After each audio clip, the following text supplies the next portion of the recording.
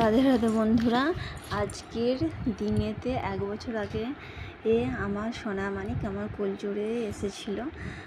1 বছর হয়ে গেল দেখতে দেখতে। আর এই দুষ্টুমির কোনো কথাই নেই, সারাক্ষণ কিছু না কিছু ওর মুখে দিতেই হবে, যা পাবে তাই দিতে হবে, নইলে যা রাগ ওর বাবা খালি শুয়ে পড়বে। আর এই জামাটা যে দেখতে পাচ্ছ, এটা ওর বাবার বন্ধু দিয়েছে। জামাটা কেমন হয়েছে বলবে। আর এখানে আমি ওকে তিলক করে দিয়েছি, কোনো শুভ দিন হলে আমি ওকে তিলক করে দিই।